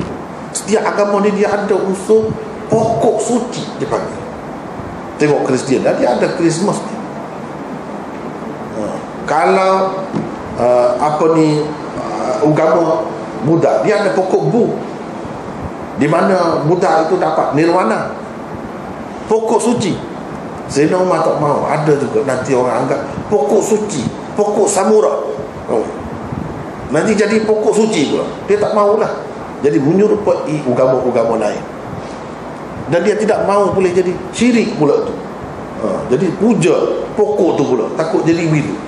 Dan sebab itu dia suruh tebal, tengok, ambil beratnya tentang perkara-perkara yang boleh membawa kepada syirik, dia tak mau. Itulah Sayyidina Umar. Cuba kita perhati. Yang pergi kucuk Hajarul Aswad itu. Dia kata, aku tahu kamu tidak lebih dari batu, kata dia. Wahai Hajarul Aswad, kalau aku tidak pernah tengok Rasulullah kucuk kamu, aku tak kucuk. Sekarang ni aku nak kucuk sebab Rasulullah kucuk, untuk mempertaruhkan kasih sayang aku dengan Rasulullah. Ini bekas Rasulullah pun dah kucuk. Mulut aku pun bertemu di situ. Semata-mata kerana itu. Jadi dia sebut. Kenapa dia sebut? Takut-takut orang ingat kita kucuk ni macam suci ni, ada sakti ni, ada kuasa Allah, Tuhan, jadi syirik. Dia tak mahu itu. Sebab itu dia sebut. Jadi kalau kita perhati daripada zaman Rasulullah SAW sampai kepada zaman-zaman sahabat, mereka sangat menjaga tauhid, sangat jaga daripada dimasuki, diresapi oleh unsur-unsur syirik. Jadi kita pun kena begitulah. Ada satu hadis Abu Hurairah yang Rasulullah bagi sandal kat dia. Nabi kata siapa yang ditemui di belakang kubur ni yang mengaku la ilaha illallah, maknanya beritahu dia pasal syukur. Sehingga Sayyidina Umar datang, Sayyidina Umar tolak dia lah. Maksudnya dalam hadis ni Rasulullah terus sebarkan. Dalam hadis yang kita baca ni Rasulullah kata jangan sebarkan. Ya itulah, mana dari segi betul juga dia suruh sebarkan itu. Maksudnya benda ni betul, tidak salah. Kalau sampai kepada tepatnya, dia akan tak ada apa pun, tak ada memberi kesan yang buruk. Tapi yang Sayyidina Umar marah tadi sebab dia faham yang inilah yang Nabi tak bagi. Takut-takut sampai kepada orang-orang yang cetek fikirannya. Jadi dia pakai yang zahir itu akan merosakkan agama dia. Jadi sebab itulah, jadi benda ni sebenarnya sampai kepada kita pun sekarang ni. Sebab sahabat-sahabat tu memang sebar, tetapi nak ceritanya kita kena berhati-hati dalam menyebarkan benda-benda yang seumpama ini. Takut-takut dia ambil kesempatan oleh orang-orang tertentu. Jadi cermat sangat Rasulullah SAW dalam masalah-masalah macam ni. Kita pun kena cermatlah, jangan sesuatu yang mengelirukan itu dibawa kepada masyarakat. Itu yang maksudnya.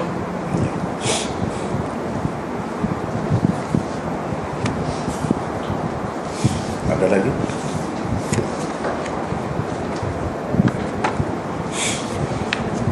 Kalau tak ada, kita setakat itu.